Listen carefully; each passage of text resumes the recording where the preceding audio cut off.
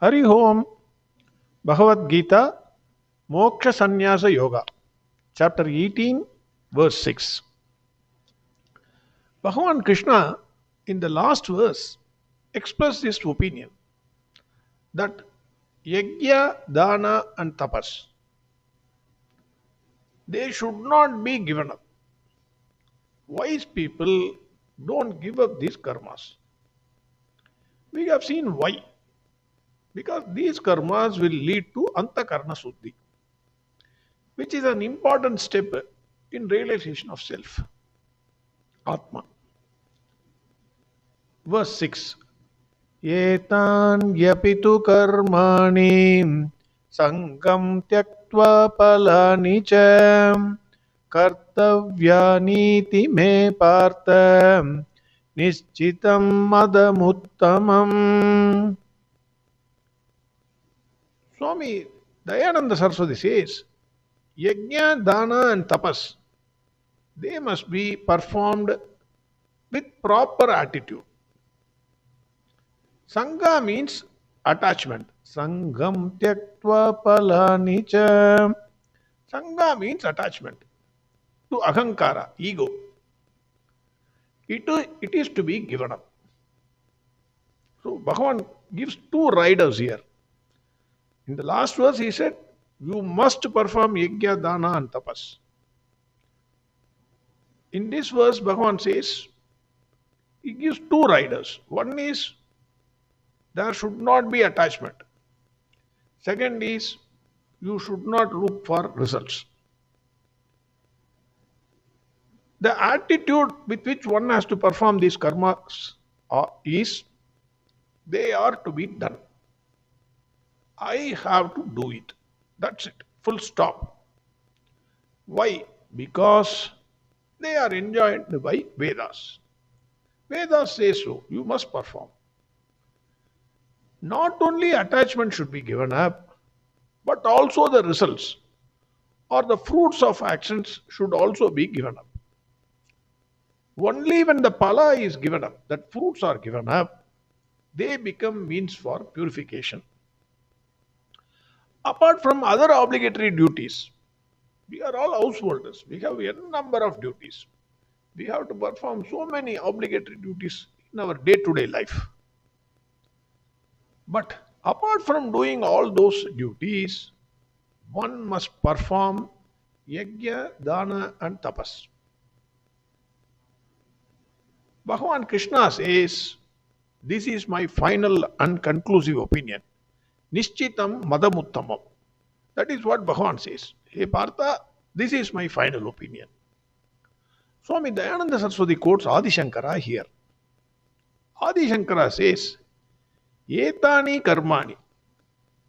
Etan yapitu karmani. Etani karmani means yajna, dana and tapas. If you do these karmas with a pala, that is result in view, then it will not give antakarana suddhi. If one does yajna, dana and tapas, desiring something, then he is under the hold of raga dvesha. If the raga desire is fulfilled, then that person gets more desires. Because one desire leads to other desire. If it is not fulfilled, he has dvesha, that is aversion. Swami Dayananda Saraswati says, no raga or desire just goes away without leaving its progeny. That is, it is like a mosquito breeding itself. One desire will not come and go. It will come one after the other, one after the other, one after the other. If you have one house, then you look for another house. Or you look for one more bedroom is necessary, sir. Then one more bedroom given, sir, for children, I need a study room. Another little more bigger. I am looking for it. Then you get a palatial house. Anyway, you will occupy 2 feet in the front, in the public road, 2 feet sideways, and the sides, both the sides, and 2 feet behind. Because desire. You won't keep, even then you won't keep the flower pots inside your house. You will keep it outside the house. You will say, no, no, sir. The public, when they see it, it should be beautiful.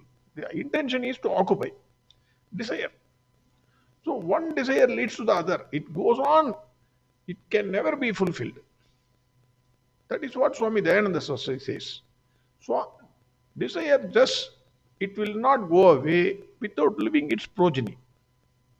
If Yajna, Dhana and Tapas is performed for fulfillment of desire, then there is no way one can get rid of Ragadvesha. This will not produce Antakarana Suddhi. Hence, even Yajna, Dhana and Tapas, they must be performed without attachment to the Pala. Then alone, it will become the cause for Antakarana Suddhi. Swami Chinmayananda says, even karmas, yajna means sacrifice, dana means charity, tapas means austerity, discipline. This we have seen. So yajna, sacrifice, charity and austerity, they should be performed, they must be performed without attachment and without desiring fruits for those karmas. Swami Chinmayananda says, in GITA, in the entire GITA, attachment means actions performed by an egocentric personality in any field of activity for fulfilling his own selfish desires. I repeat, this is very, very important. Attachment in the entire GITA, attachment means actions performed by an egocentric personality in any field of activity for fulfilling his own selfish desires. Ego and its desires are the component parts of attachment. When an ego strives to fulfill its burning desires in the outside world, it develops a wrong relationship with the objects and beings. So you want to fulfill something, your desire, burning desire. So you go and work in the outside world. You have to work. Then what happens is you develop a wrong relationship with the objects and beings. This wrong relationship is called attachment. That is attachment. Your wrong relationship of your mind with the objects and beings, that is called attachment. Once an individual works with ego to fulfill his desires, he is under the influence of poison of attachment.